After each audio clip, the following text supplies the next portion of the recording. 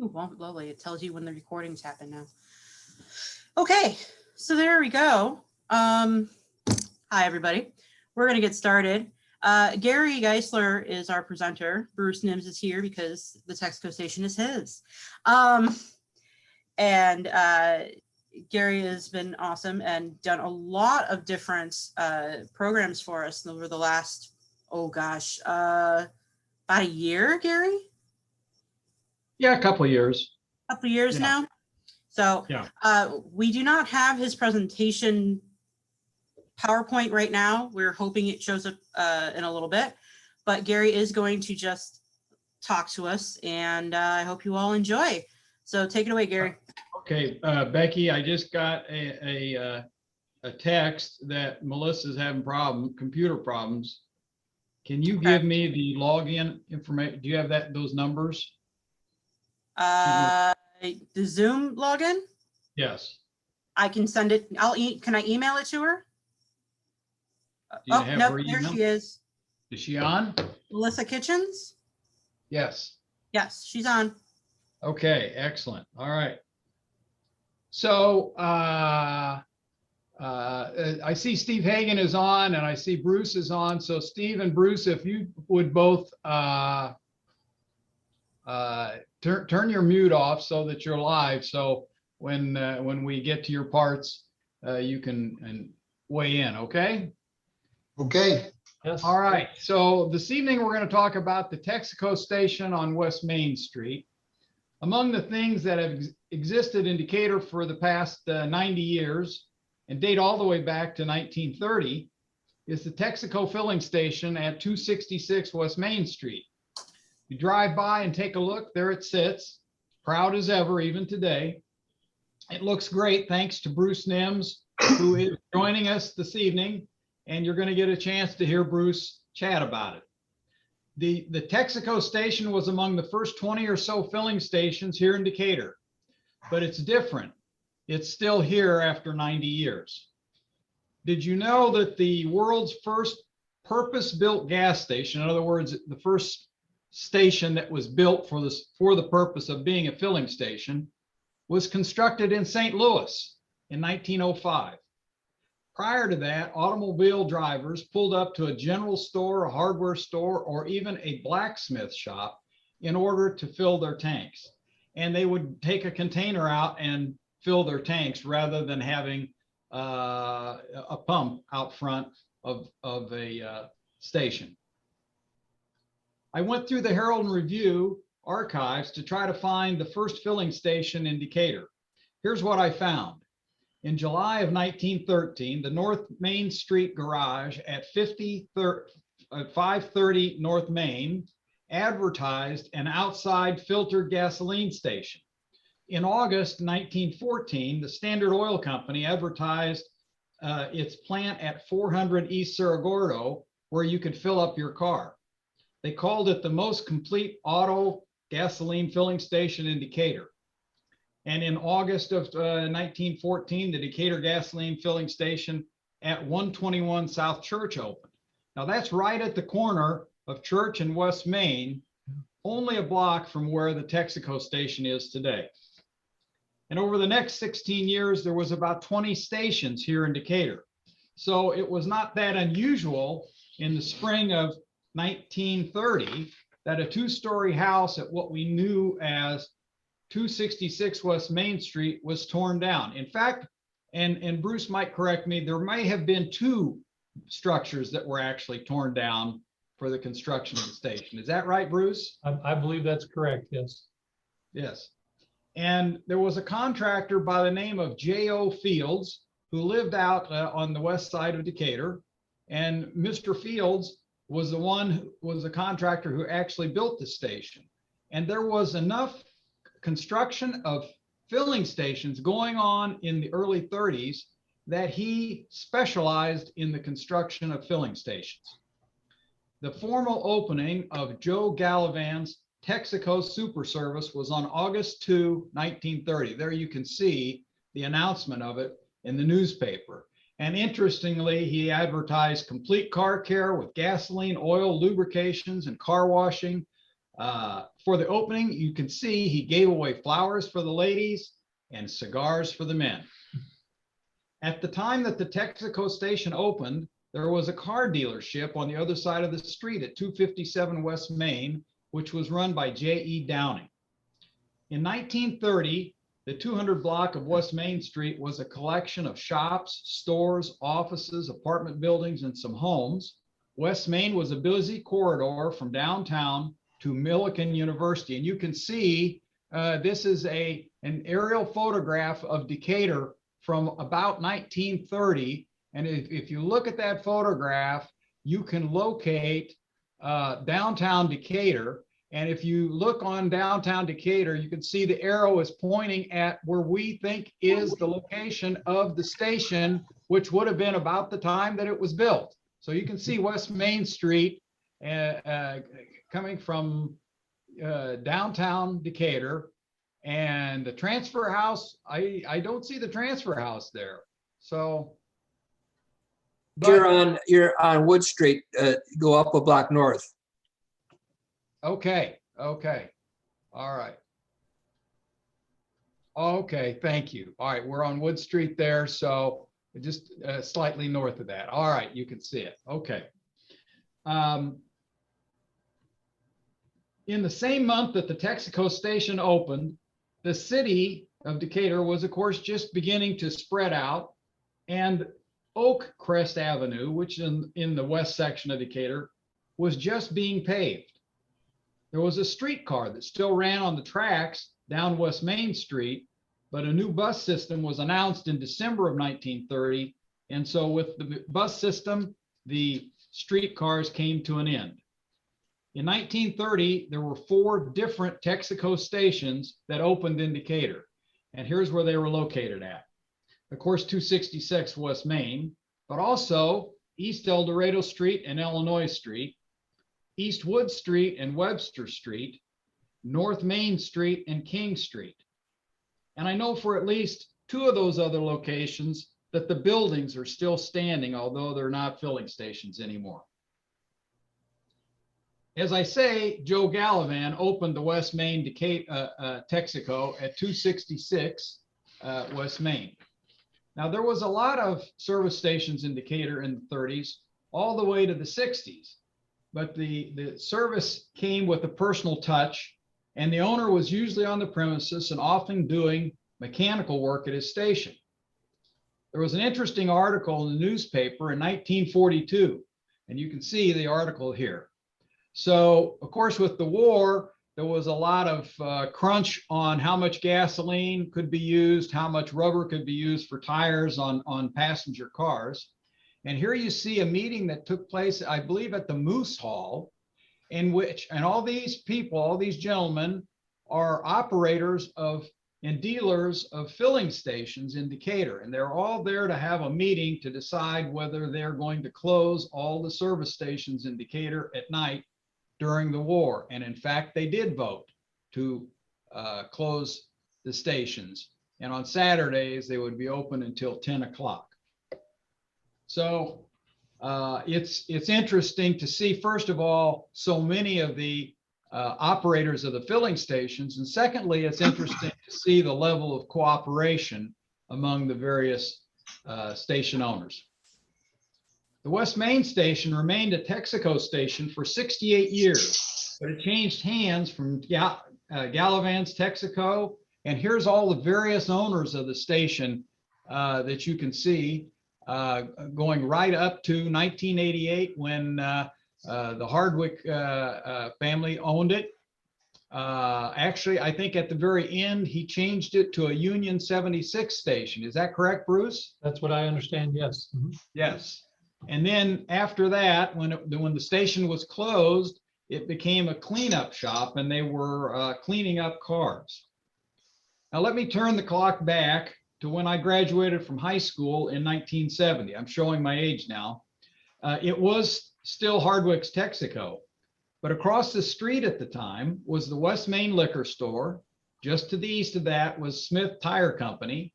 And on the same side of West Main as the Texaco station was the Snack Shop Delicatessen, the bus station, And there was also a furniture store that was located on the street. The filling station always had the pumps right out in front. The building had a lobby and restrooms. On each side of the lobby was a bay where cars could be serviced. In the 60s or 70s, there was an addition to the rear of the bay on the west side of the station, and that was for car washing. Again, is that correct, Bruce? Yes, I'm not certain of the date, but in that time frame, yep. Okay. The interesting thing to me about 1970 was that our city directory listed the locations of 105 gasoline stations just here in Decatur. Wow. So, and that's not all of Macon County, that's just Decatur alone. Many of us will remember that until the 70s, when you pulled your car into a filling station, the owner or an attendant would come out and pump the gas for you and clean the windows while you waited. Maybe check the oil pressure, or oil or the tire pressure if you ask. It was a service station in its truest sense. You could buy tires or a car battery there. There was usually a soda pop machine, sometimes candy bars for sale.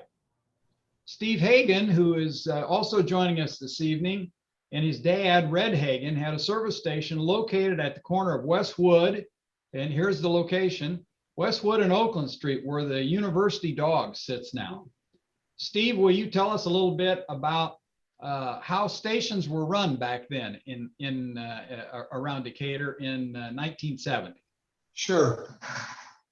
Back then, Gary, you were right about a service attendant would come out and pump gas. I believe it was 1974, but don't hold me to that.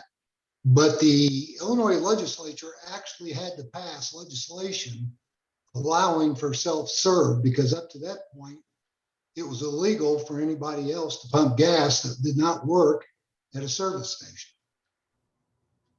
So I started when I was in high school working for my dad. And I'm sure you all remember the ding ding of the air hose as you pulled in, announcing a customer. And you would, of course, hot-foot it out there, figure out what they wanted, you know, gas, offer to check the oil. You would usually wash the windshield. Sometimes they'd ask you to check the air inflation in the tires. And my dad had a full service. We actually did complete overhauls, valve jobs, engine swaps, brakes, shocks, suspension, you name it. So the shop area of ours was really busy most of the time.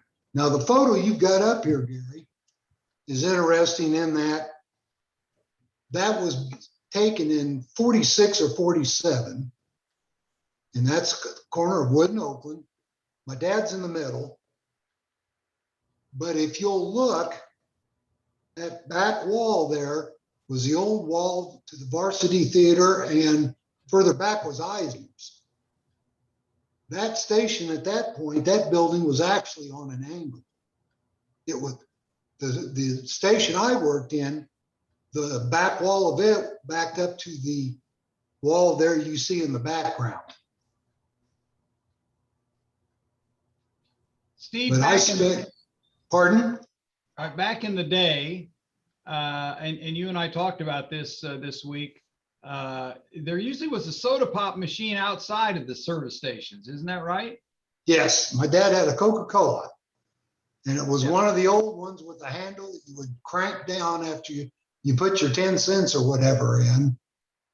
And then you would get your pop. There was usually a candy machine inside, and sometimes cigarette machines also. Yeah, yeah. In addition to, of course, windshield washer flood, batteries, windshield wipers. And then usually we would keep a fairly decent stock of ignition parts and what else we would use, for example, to tune up a car. Yeah. Steve, do you remember the Hardwick Texaco? I do. Yeah, yeah. Very much so. Yeah. Well, all right. Thank you, Steve. Let me go back now to the West Main Texaco station. In 1928, Texaco was the first U.S. company to sell its gasoline in all 48 states. And in 1937, Texaco hired a gentleman named Dorwin Teague to design its service stations. And it was a design that became very common around the United States. It was a functional white building. It had green trim. It had the specialized lubrication bay and a lobby office to sell auto parts and also have men and women's restrooms. Of course, the Texaco star on the sign, and they had the motto, trust your car to the man with the star. I guess in the early days, they must not have had women who worked at the stations. Anyway, you would have a uniformed attendant who would come out to fill up your tank, wash your windows, and check your oil. One of the interesting things that I found as I was reading through the Decatur newspapers, looking for articles about the service stations, the most common article back starting in the 30s and even going into the 60s was how many robberies there were of service stations. So apparently service stations were open well into the evening. And although we think of a lot of robberies nowadays around the country, back in the day, there sure was a lot of people robbing service stations. As I say, full service was the norm back before 1970. And then in the 70s and 80s, the service stations led to convenience stores, and the idea of service stations providing oil changes or tires or mechanical services became less and less. The West Main Texaco station, as I say, fell into some disrepair, became the Jackson Car Wash. But then along came Bruce Nims and his vision of restoring and preserving the Texaco station to its glory. Bruce bought the station back in 2005. And Bruce, it was about a 7-year process to bring it back. Is that right? That's right. So let me ask Bruce some questions now. And if you would, Bruce, first of all, tell us about your vision for buying and preserving the Texaco station. Yeah, my home is on West Main Street, and pretty much every day of my life here in Decatur, I would drive past the as you said, the derelict remains of what used to be an interesting station. And you know how we always say, boy, somebody ought to do something about that. And at some point, I'm not sure why, I decided that might be me. And so I was looking for a project. I would state that for me, this has been more about the journey than the destination. I didn't have a plan in mind for what I was going to do with it, but I wanted to do it. I wanted to put it back together as much as I could myself, and then find other people to help me with that. And so I just decided at some point to start looking in. There was actually a for sale sign on it as I went by one day, and I thought, well, it doesn't hurt anything to look into it. And as they say, the rest is history. Bruce, how did you find out what it took to do preservation like this? Yeah, well, the drawing that you show there, I decided that I needed some professional help. I had a vision in my mind. You do a little research on the internet and see some pictures, but to actually move it from where it was to where it is to how it looks now, I enlisted Dwayne Allen, who was with BLDD at the time. He's an architect here in town. And he had done some work downtown on some facade renovation, and he was as enthused about this as, well, somewhat as enthused about this as I was. Dwayne also has an older home in the West End and likes that stuff. So he signed on as the person to really draw up the plans and figure out what goes where and so forth. And so I did my research, Dwayne did his, and we put that together into what you see now. Can you give us a brief snapshot of what work was necessary to preserve the station? Yeah, the building itself, one of the things that I love about old buildings, old things in general, is the care and the craft that went into building them and putting them together in the first place. The building is very sound. It's a, kind of looks like a concrete block building, but it's much stronger than that. And so structurally, the building was in good shape. We had to, as you can see by these photos, we had significant pollution issues, environmental issues that needed to be addressed. So that was a big part of the project. And then it was to add back onto the building the features that made it look like the Texaco station of old. The awning and the globes and the sign and the light poles and all those things that that needed to be reconstructed and attached back on.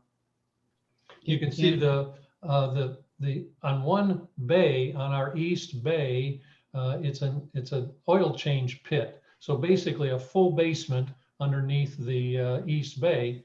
And in that bay, you can see on the left-hand side here, the oil change pit was literally filled with garbage. That's a a 7-foot basement garage, if you will. And we got, I forget what the number of tires was out of there, 60 or so. And you have to pay them by the tire to take those, by the way. That was one thing I found out. So yeah. What was the biggest setbacks to getting the station project done? Well, the way I put it, the purchase price that I paid was largely the money that I paid to the to Bodine Environmental to help me take care of the environmental issues. So the biggest hurdle, the biggest thing I didn't know anything about was, buying a place that had gas tanks in it and taking the steps needed to make that all right. The previous picture you just showed is down at the bottom is a photo of my my letter of no further remediation needed, which if you own a previous gas station property, you want one of those. And that took me 7 years and some money to get. But I have a, it's safe now, it's protected, it's approved, and so I don't need to do anything more to that property. But that was where a lot of the time and money went. So was I learned some things. I learned about benzene and toluene and all kinds of other stuff that I hadn't heard about. Was it a 7-year process to do all of this work? Yes, the 7 years was particularly what the environmental part was. Construction, these guys, they can pour a curb in no time, but the steps that you go through to get that letter of no further remediation, that was a 7-year project, continuum. I would say too, I need to make a comment too. The city of Decatur was very helpful to me in this process because I knew enough to be careful about buying the thing. And so before I bought it, I said, I need to spend a little money just to see what I'm getting, do a little bit of investigation on the environmental issue. And the city actually partnered with me financially to help me, take that step. Which I found very valuable. And the way I look at that is they were saying, if this nut doesn't buy it, we're going to be stuck with it. So they were happy to help, I think. Tell us about when the day finally came that the station project was done. Yeah, I never think of it as being quite done because there's always other things you can do, but it really felt good. The picture that you had at the beginning of this presentation with the white station, really bright in the sun. It's really, a special look. It just felt good. And the steps that I took to get there were enjoyable, mostly enjoyable, and felt valuable. So it was a culmination of a pretty exciting or interesting project for me. Tell us about the station as it sits today and any plans you have for the future. Yeah, in terms of adding things to the station, I have in mind that I would like at some point to put a gas pump out front that was of the period. It may be a replica or a refurbished one or something like that, but I'd like to add that to the to the look. So that's really the major thing. I've thought about, buying an old pickup truck or something like that, but I'm really focusing more on just the building and enjoying that work. The building is used from time to time as a venue. We've had a wedding in there. We've had some birthday parties. We had a fellow that was a photographer, had a photo show there. People come and take prom photos there. And so I like to make it available for that sort of thing. And right now, that's all the use that I envision for it. If somebody wanted to use it as a commercial building, I think a lot more needs to be done. This is not a modern building in any. It's a garage. I mean, literally with single pane windows and a lot of drafts moving through there and so forth. And the restrooms would not be compatible with any regulations these days. It's probably not ADA accessible enough. And so I think if you wanted to use it in a commercial venture, you'd have to add stuff on that, in my book, would just kind of take away from the beauty of the old thing. So yeah. Well, it certainly is an incredible project. Let me ask you this. Do you foresee or do you hope for other similar preservation projects in Decatur? Maybe you could share with us some other sites that you think are ripe for preservation here in Decatur. Yeah, thanks. The one that I would comment on particularly, well, first of all, you mentioned other little buildings like this. This is a small building. This I forget what this is, maybe 1,500 square feet or less, something like that. So that's the size project you can wrap your arms around, and so I think there are a number of buildings that probably were old gas stations that could be spruced up nicely as well. But after I finished with this project, after a few years of relaxing, I guess, I wanted to get into another project like that, but maybe not by myself. And so what I did was join the group of folks who's working on the Culver House, which is just, literally a block away from this, at the corner of Prairie and Edward. And this is an old mansion that John Culver and his family built around the turn of the century, started in the late 1800s and finished probably in 1905. And it's seen some rough days, much like the station had. And we're working on putting that back together and have a pretty good job done of the first floor now. The second floor still needs total renovation. So that's the one I'm working on right now, and am enjoying that, especially working with other people to share some of the load. Sure. Well, let me ask you this: if you have any other thoughts about the station that you'd like to share with us, and first, before you get into that, one of the pictures or a few of the pictures showed an old wooden workbench there in one of the bays. Yes. Yeah, you can see it there in that photograph. Can you tell us about that? Yeah, that workbench top was part of the junk that was found in the oil change pit. And I couldn't say that it's original, but it's a real old piece of wood that was used as a workbench. And so I built the stand that sits on. And again, I can't say original, but it's been there for a long time. Yeah. And if you want, I can comment on some of these photos, that little creeper. Yes, I've please do. had people come by and they say, I've got this creeper in my garage. You want it? They're trying to clean up their mess. And so I'll take some of that stuff. So that helps a lot. There's another picture. That's where you can see the ladder down into the oil change pit there in the East Bay. Bathroom, there were 2 bathrooms. And this, I believe, is the original little corner sink. And there's a divider there, and there's evidence of a swinging door between the wall and the divider that you'd have to go through to get into the toilet. I might comment that back on the bathroom, there are 4 sewer lines leading out from the building, and all of them were broken and had to be replaced. All the water lines in, all the gas lines in, everything was bad and had to be redone. Yeah, and you had to redo all of the concrete as well, did you not? Concrete's all new, yes. Actually, concrete is a big part of my environmental plan. There is still some pollution under the area there around the station. Tanks were gone, but there was still some remains of some fuel.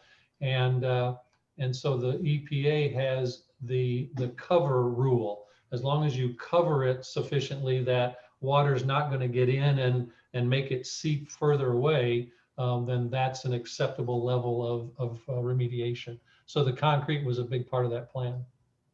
Bruce, how about you have a desk in the lobby of the station. Is the desk, as we can see there in the photograph, was that part of the station back in the day? No, this is just an old wooden kind of a library table-like thing that was small enough. You know, a normal desk today would be too voluminous for that size room. So I found this in a little shop somewhere. I can't even remember where I found that. Okay. Some of the other finds, though, well, I have to take my hat off to Dean Severe. Many of us that have been around for a while know Dean as the ace plumber. And Dean, we have a 1930 home as well with a boiler in it. And so Dean was our guy for that. And when I bought this station, I said, you know, I got these lines, I don't have any water, I need all this plumbing work.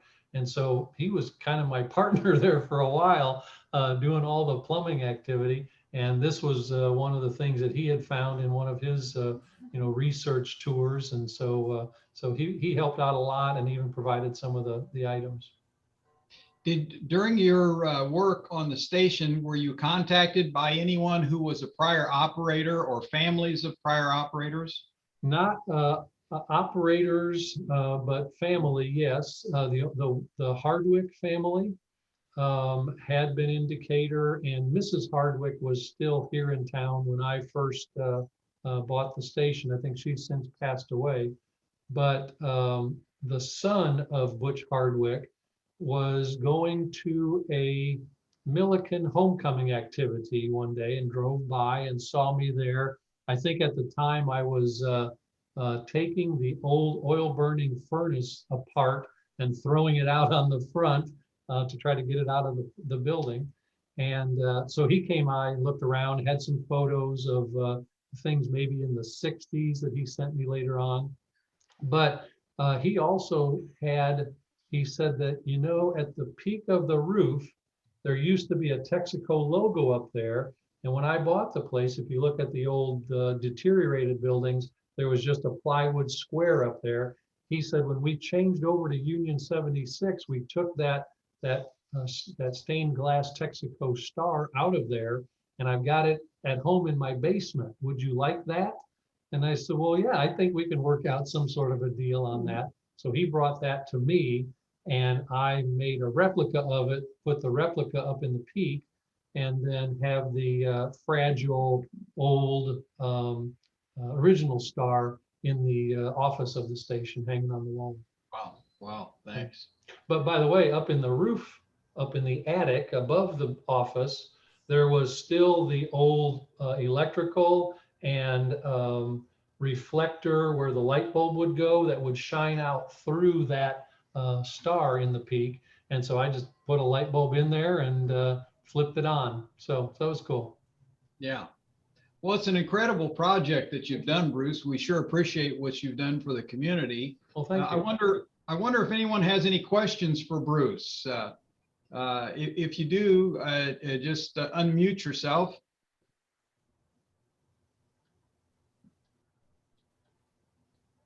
Anyone have any questions for Bruce or Steve, or any thoughts perhaps that you'd like to share with us?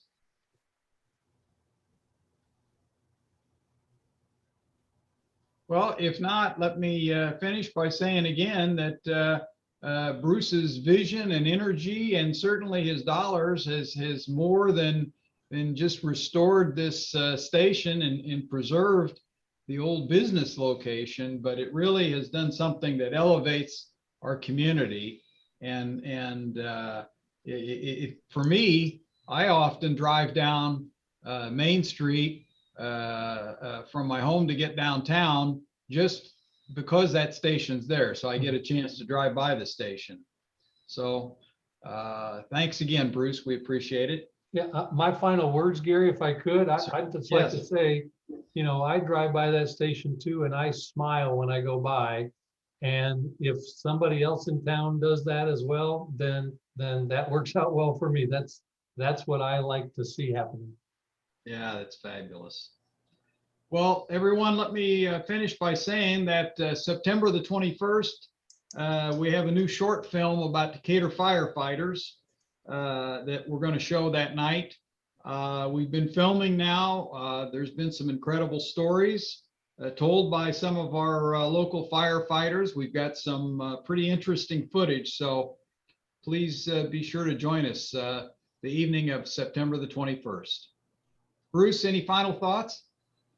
No, I do see Mark Sorensen online here, and Mark was the one who found the original, whatever it was, August 2nd, 1930 newspaper that showed the grand opening of the station. So I'll tip my hat to Mark for the good research on that.